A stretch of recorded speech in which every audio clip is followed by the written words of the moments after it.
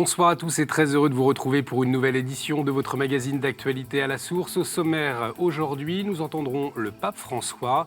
Hier, lors de la célébration du mercredi des Cendres, il nous a invités à profiter du carême pour dire non à une asphyxie qui éteint notre foi. Une conférence a eu lieu aujourd'hui à Bruxelles pour récolter des fonds afin de financer les avortements en Afrique. Des associations catholiques dénoncent une ingérence. Nous reviendrons aussi sur la rencontre entre des volontaires qui effectuent leur service civique au sein d'associations catholiques. Hier, ils se sont retrouvés pour échanger sur la question de l'accueil des migrants. Mercredi, François Fillon a annoncé sa probable mise en examen prévue le 15 mars. Dans notre dossier, nos éditorialistes échangeront sur ce feuilleton politique commencé il y a un mois. Quel regard porte-t-il sur le choix de François Fillon de se maintenir? Sont-ils interpellés par le calendrier judiciaire? Le point de vue de Jean-Pierre Denis, directeur de la rédaction de l'Avis. Bonsoir Jean-Pierre. Bonsoir. Avec vous, Antoine-Marie Izoard, directeur de la rédaction de Famille Chrétienne. Bonsoir Antoine-Marie. Bonsoir. Ce matin, au lendemain de l'entrée en carême, le pape François a rencontré des prêtres du diocèse de Rome dans la basilique Saint-Jean de Latran. Pour ce chemin vers Pâques, il les a invités à faire grandir leur foi par la mémoire, l'espérance et le discernement, à l'exemple de Simon-Pierre. Tant de moments aussi différents dans sa vie, et pourtant une unique leçon, celle du Seigneur qui confirme sa foi, afin que lui confirme celle de son peuple. Et voilà notre foi. Le Seigneur confirme ma foi afin que je puisse confirmer la foi de mon peuple.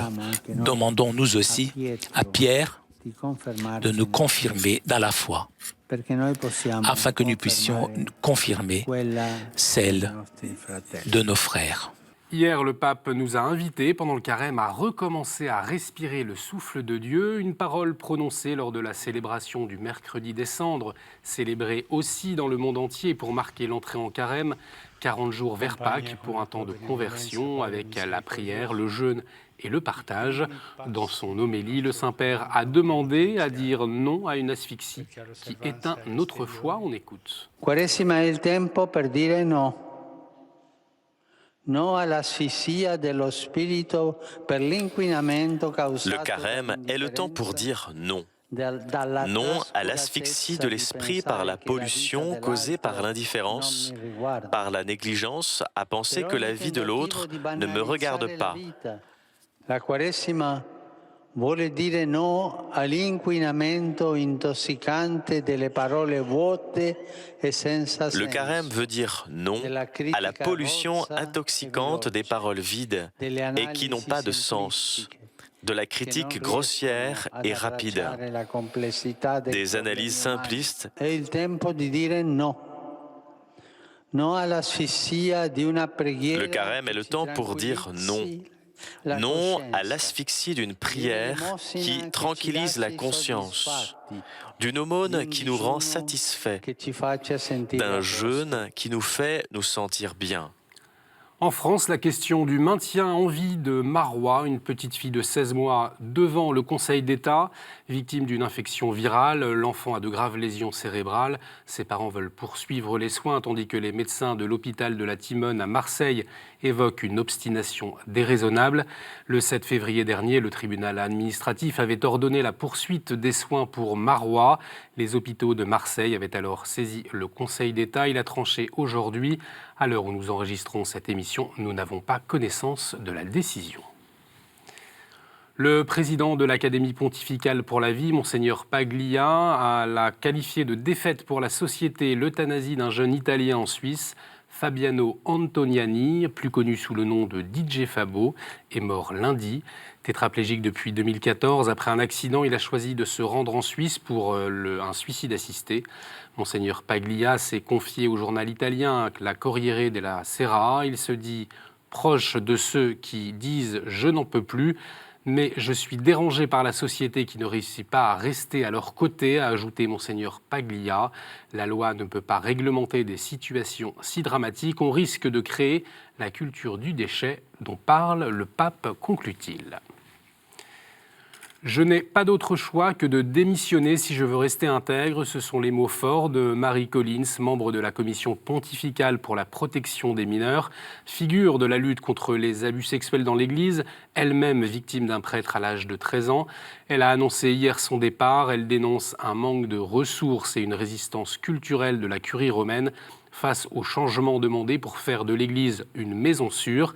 Et je vous rappelle que l'émission Sans langue de buis traitera de la question de la pédophilie dans l'Église, à suivre en direct à 20h40 demain, avec comme invité Monseigneur Olivier Leborgne, évêque d'Amiens. Obiane Uju-Eke Ocha, fondatrice et présidente de Culture of Life Africa, une association pro-vie inspirée par la doctrine sociale de l'Église, alerte sur la volonté de 4 pays européens de financer les avortements pour les femmes africaines. Aujourd'hui, des membres du gouvernement belge, danois, hollandais et suédois se sont réunis à Bruxelles pour une conférence. Objectif, lever des fonds pour financer les interruptions volontaires de grossesse dans les pays en voie de développement. Une ingérence inacceptable pour la présidente de Culture of Life Africa. Plusieurs pays occidentaux, notamment le Canada et les Pays-Bas, ont décidé de s'allier pour lever des fonds. Pas pour financer de la nourriture en Afrique, pas pour financer de l'eau en Afrique, pas pour financer ce que les Africains veulent. Au lieu de ça, ils s'unissent pour allouer des millions de dollars à ce qu'ils appellent l'avortement sans risque. Ce qui est le plus décourageant, c'est que ces pays occidentaux, qui s'associent pour lever des fonds destinés à l'avortement sans risque, n'ont même pas pensé à demander aux Africains ce qu'ils veulent ou ce qu'ils pensent.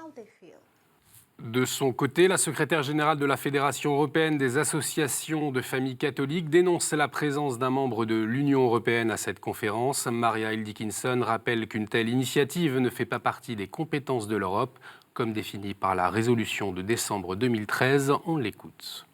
Tient à Bruxelles une conférence organisée à l'initiative de 4 gouvernements d'États membres de l'Union européenne, à savoir la Belgique, les Pays-Bas, le Danemark et la Suède. Cette conférence a pour but de lever des fonds pour financer des organisations non gouvernementales qui offrent des services d'avortement.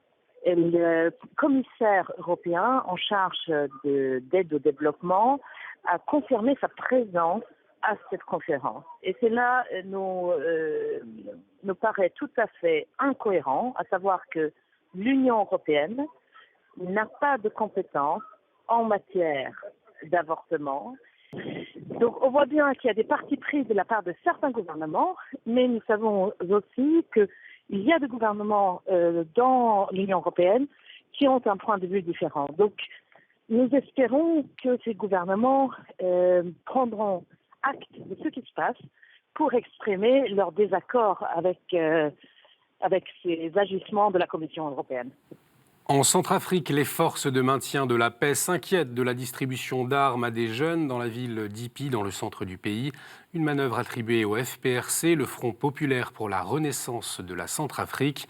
Dans un communiqué publié mardi, la MINUSCA relaie les appels du gouvernement pour une cessation immédiate des hostilités et un engagement ferme au dialogue. Pour l'Académie de la paix en Centrafrique, pas de fatalité, il faut continuer à agir dans le domaine de l'éducation. L'éducation à la paix pour les enfants de ce secteur-là que nous allons mettre en place dans le programme que nous avons conçu consiste donc à faire les classes de paix, à éduquer les enfants à s'approprier de la paix. Parce que la paix est un processus lent. Maintenant, on nous a importé cette guerre, ce conflit, et il appartient à tout le monde de se mettre d'accord, de se mettre autour de la table pour pouvoir discuter des éléments de sortie de crise. L'UNICEF a publié mardi un rapport sur la route migratoire d'Afrique du Nord vers l'Europe. Une enquête menée en Libye auprès de 122 migrants, femmes et enfants. La moitié des femmes ont été victimes de violences sexuelles et les 3/4 des enfants ont subi des maltraitances. Des sévices qui ne s'arrêtent pas sur le territoire européen. Les familles sont souvent décimées et les enfants livrés à eux-mêmes. Arrivés en France, la détresse continue. L'UNICEF l'a rappelé en interpellant les pouvoirs publics. Sur le territoire français, et particulièrement sur le territoire de Calais et de Grande-Synthe, des mineurs non accompagnés étaient en grand nombre et en très grand danger sur notre territoire, sur des camps avec aucune prise en charge, avec aucune orientation, avec aucun rappel de leurs droits, et que la non-action, ou en tout cas la non-intervention des pouvoirs publics laissait libre cours à l'emprise que les réseaux de trafiquants avaient sur ces jeunes. À Calais, le camp aujourd'hui n'est plus ce qu'il était l'année dernière, mais on note un certain nombre de retours sur le territoire calaisien, avec là encore une absence totale de services et de prise en charge pour ces personnes. Et c'est justement pour répondre à la question de l'accueil des migrants que près de 200 membres d'associations et mouvements d'églises se sont réunis au musée de l'immigration à Paris. Chaque année, la Conférence des évêques de France et le service civique organisent un échange entre responsables associatifs et volontaires, un temps qui permet de remobiliser. L'aide aux migrants commence par l'information jusqu'à l'action concrète, comme l'a rappelé le Secours catholique. Pour moi, c'est une vraie respiration d'être ici et de voir tous ces jeunes qui sont en recherche d'un engagement, d'une citoyenneté active et pour lequel cette dimension d'humanité et de famille humaine est quelque chose qui intuitivement parle très bien. Je pense que c'est plusieurs choses qui sont à mener de front, sensibiliser, puisque c'est ça qui fait qu'aujourd'hui on arrive à dire qu'on est même une même famille humaine, ça c'est un point important, défendre les droits fondamentaux des gens parce que c'est une question de dignité et en même temps faire des projets pour que chacun puisse contribuer à la société et vivre ensemble. Au Canada, la basilique Notre-Dame de Montréal, théâtre d'un splendide son et lumière pour le 375e anniversaire de Montréal, le gouvernement de Québec propose de découvrir ou redécouvrir la basilique de la ville avec des illuminations spectaculaires qui mettent en valeur la grandeur architecturale de l'édifice. Je vous laisse apprécier.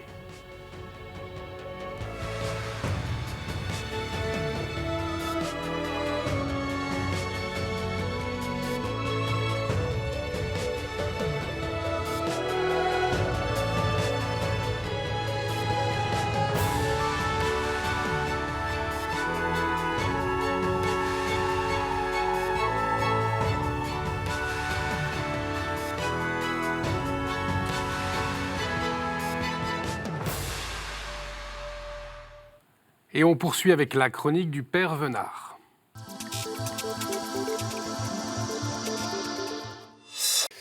Un certain nombre d'entre nous ont été heurtés, blessés, et j'en fais partie, par le départ du Père Gréa, ce prêtre du diocèse de Lyon, qui a décidé d'arrêter son ministère pour partir et pour vivre avec une femme.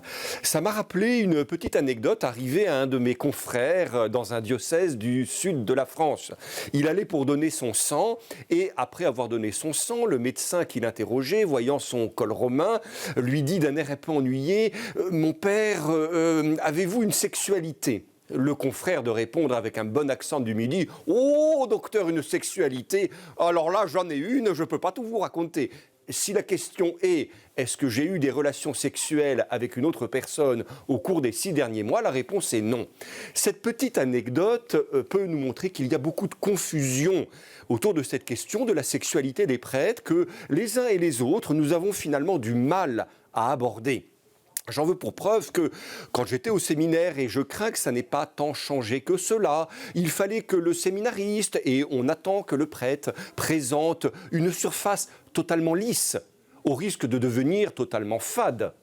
Peut-être pour vous surprendre, il me semble que paradoxalement, c'est trop souvent on nie au prêtre son humanité. On lui nie d'être un homme, un véritable homme, un homme qui en a. Alors, on veut bien dans nos communautés chrétiennes que le prêtre enseigne. On veut bien dans nos communautés chrétiennes que le prêtre dispense les sacrements. Et vous voyez là que je reprends ce qu'on appelle les munera, les charges que le droit canonique donne aux prêtres.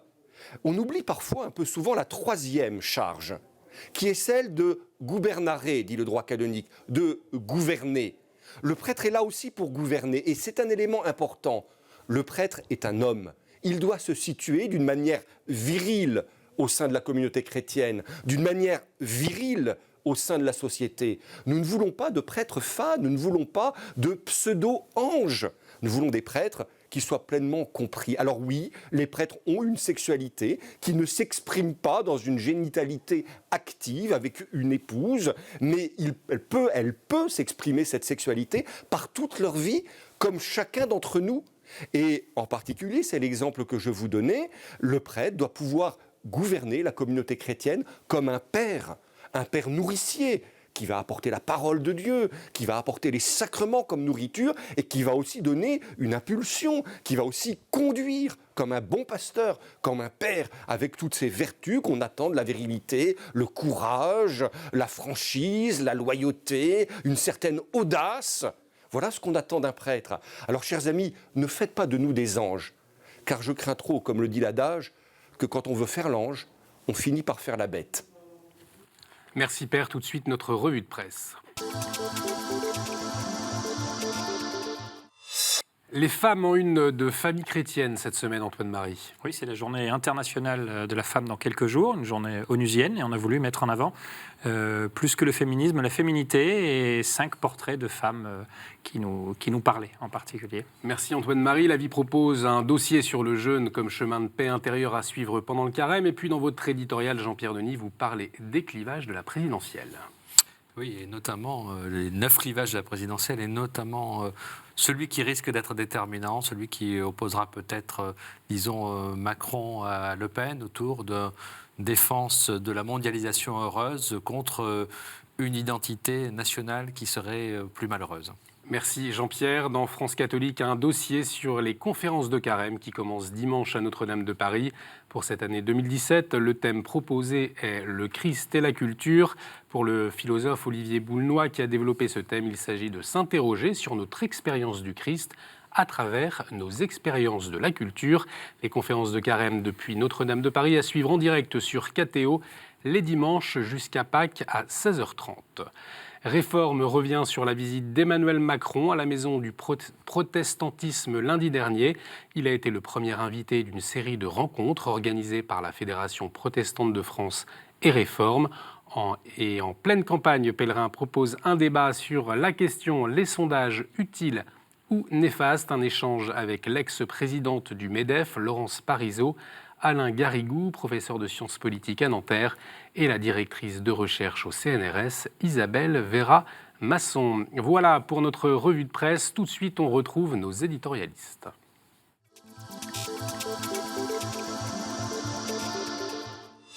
Tout a commencé le 25 janvier avec les révélations du Canard enchaîné sur les suspicions d'emplois fictifs attribués à Pénélope Fillon. Le parquet national financier ouvre aussitôt une enquête préliminaire pour détournement de fonds publics, abus de biens sociaux et recel de ces délits.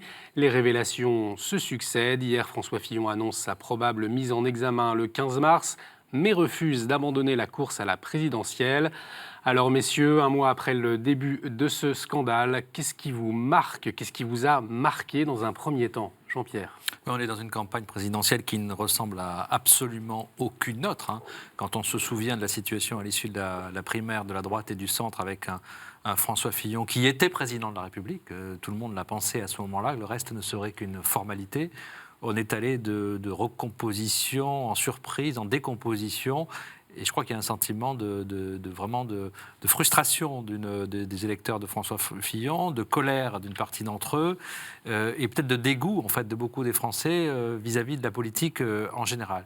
Et moi, ce dégoût, il m'inquiète parce qu'on voit très bien dans quelle direction il peut nous mener. Il m'attriste aussi parce que quand on connaît un peu les politiques, on en connaît, moi j'en connais pas mal, des élus locaux. Je pense que ce sont aussi beaucoup de gens dévoués qui se consacrent à la cause commune. Et ce sentiment d'écœurement, là, il est vraiment aujourd'hui à un niveau qui est, je crois, insupportable. Attristé également, Antoine-Marie, par la situation ? Oui, un peu déboussolé aussi, évidemment. Et je pense qu'une partie des lecteurs, j'allais dire des électeurs, mais des lecteurs de familles chrétiennes le sont aussi certainement. Parmi les cathos, il y a des gens qui ne comprennent pas très bien le candidat Fillon qui se dit chrétien, gaulliste. On l'a bien entendu, il n'y a pas si longtemps que ça. C'était autour, si je ne me trompe pas, des questions de réforme de santé. Et qui se dit, là, il y a parole donnée. Il y a quelques semaines, je ne me présenterai pas si je suis mis en examen. Et puis là, il y a cette cette phrase « je résisterai, j'irai jusqu'au bout ». On peut comprendre le combat, la volonté de faire chef de guerre, de chef de clan et de continuer parce que élu par 4 millions d'électeurs à la primaire, on connaît l'histoire et Jean-Pierre en a très bien parlé. On est allé à la rencontre des militants de François Fillon ces derniers jours, juste après l'information du parquet national financier vendredi, donc au meeting de Maison-Alfort et puis sur le marché des Batignolles dans Paris. Et on a trouvé effectivement des militants combatifs, mais malgré tout un peu inquiets pour l'avenir de leur poulain. On peut les comprendre. Jean-Pierre, est-ce que comme Antoine-Marie, vous comprenez que François Fillon puisse se maintenir ? Ce qu'on ne comprend pas, c'est qu'il puisse dire 2 phrases, en fait, celle qu'Antoine-Marie a évoquée, une autre auquel il faut se référer aussi. Imagine-t-on le général de Gaulle mis en examen. C'était l'axe de sa campagne et c'est la raison de sa victoire à la primaire de la droite, apparaître face à un Alain Juppé qui avait été condamné par la justice, à un Nicolas Sarkozy qui a eu de multiples affaires, même si celles-ci n'ont pas abouti, apparaître comme un homme neuf, un homme pur, un homme qui avait, comme on dit vulgairement, les mains propres. Donc, en fait, c'est toute sa stratégie de campagne, tout son argumentaire qui est dévitalisé, puisqu'il avait tout misé sur cette personnalité finalement, cette pureté, au fond. Et quand il dit chez vos confrères « je suis gaulliste et de surcroît, je suis chrétien », ça veut dire ça. En fait, dans le message caché, c'est « je suis honnête ». Alors, je ne dis pas que François Fillon a nécessairement fait des actes contraires à la loi. Je ne suis pas le juge et il est bien possible, à mon avis, il est même probable que ces actes soient tout à fait légaux. Mais c'est ce décalage, évidemment, qui pose un petit peu problème. Cela dit, il faut quand même dire les choses. Il y a 2 problèmes, en fait, dans l'affaire Fillon. Il y a l'affaire Fillon elle-même, ce qu'il a fait. Et puis, il y a le fait que cette affaire survienne à ce moment-là de la campagne présidentielle, et que du coup, elle apparaisse comme, certains disent un coup d'État judiciaire, en tout cas, une impossibilité pour l'opposition de se retourner et de présenter un candidat. Donc il y a réellement, de fait, il y a réellement un problème démocratique majeur. Ça vous interpelle également ce calendrier judiciaire autour de François Fillon ? Il y a un calendrier judiciaire dont on peut se poser beaucoup de questions autour de cela. On sait très bien ce qui s'est passé. Il y a la révélation du canard enchaîné un mercredi matin, et dans la foulée, il y a la réaction du parquet national financier, plus rapide que n'importe quel autre organe judiciaire sur ce coup-là, donc quasiment prêt, visiblement, enfin on n'en sait rien. Une fois de plus, on n'a pas tout. Et puis, il y a ce calendrier avec cette convocation chez les juges à 2 jours à peine de la fin de la période de dépôt des candidatures. Au-delà de ça, moi, je suis interpellé par une autre phrase dans le régime des petites phrases de François Fillon, c'est dans son discours d'hier, cette phrase « La France est plus grande que mes erreurs ». Alors c'est étonnant parce que c'est une forme d'aveu quand même de ses erreurs, des erreurs qu'il a pu faire. Donc effectivement, peut-être pas illégale, démarche pas illégale, mais en même temps probablement pas très morale, c'est le moins qu'on puisse dire. On sait même qu'il y a 66 millions d'euros, je crois, de mémoire qui sont alloués aux parlementaires français chaque année et dont il faudrait se poser des questions sur la dépense et la façon dont c'est contrôlé avec l'argent public, donc qui est l'argent des Français. Mais au-delà de ça, je pense à ces Français électeurs de droite qui sont complètement déboussolés et qui se disent est-ce que je vais aller voter pour un Macron qui ne partage pas, alors pour peu qu'il soit catho, telle ou telle de mes convictions, une Marine Le Pen, n'en parlons même pas sur les questions d'Europe ou d'immigration. Voilà, je pense que les gens sont assez déboussolés. J'aurais tendance à penser à une petite phrase entendue hier dans une messe sur Paris à l'occasion de la messe des Cendres, un prêtre qui très intelligemment, très sereinement a dit écoutez, le carême commence, l'élection a lieu le dimanche inalbis, c'est-à-dire le dimanche juste après Pâques. Le temps pascal nous permet de prier. Si c'est votre effort de carême, n'oubliez pas de prier pour la France. Dieu peut réserver quelques surprises. Jean-Pierre ? Dieu peut réserver quelques surprises, le corps électoral aussi. Vous savez qu'une élection n'est réellement jamais jouée. On l'a vu dans beaucoup de scrutins récemment. Donc, ce qui me frappe beaucoup, c'est ce climat aussi d'incertitude, justement, qui est au fond très angoissant pour beaucoup de Français. Sentiment d'un côté d'une déconnexion avec ce jeu politique. Il est très grave parce qu'il arrive sur fond d'un échec d'un quinquennat de François Hollande, besoin de renouvellement, besoin de retrouver une confiance, un optimisme. Donc ces échecs successifs me paraissent extrêmement graves. Ajoutés à cette incertitude, on est dans un pays qui n'est pas encore sur le point de se redresser. Et pire encore, évidemment, car je pense qu'aujourd'hui, on peut dire que Marine Le Pen est pratiquement aux portes du pouvoir. Est-ce qu'il y aura du coup pas mal d'abstention par rapport à cette affaire Fillon, par rapport à ce spectacle Bon, vous savez, l'élection présidentielle, c'est l'élection reine. Il y a une différence entre dire « je n'irai pas voter » entre si le second tour oppose un tel, je n'irai pas voter, il y a une différence majeure entre le dire et le faire. Et ça, c'est constaté de scrutin en scrutin. Ce qui est constaté aussi, c'est qu'en général, il y a un surcroît, au contraire, de mobilisation pour le second tour quand il n'y a plus que 2 candidats, même si ça peut sembler étonnant. Et ça, c'est vrai dans la plupart des élections. Donc, spéculer aujourd'hui sur l'abstention, ça n'a pas beaucoup de sens. Il est vrai qu'on peut imaginer que ce qui s'est produit pour Jacques Chirac en 2002, où tous les électeurs non frontistes sont allés voter pour lui, ou quasiment tous, ne se produira pas cette fois-ci. Ça, c'est absolument certain. Merci beaucoup Jean-Pierre, merci Antoine-Marie d'avoir accepté notre invitation. Merci à vous de nous avoir suivis. Vous pouvez revoir cette émission sur notre site internet www.ktotv.com. Réagissez également avec le hashtag à la source. On se retrouve la semaine prochaine. Excellente soirée sur KTO.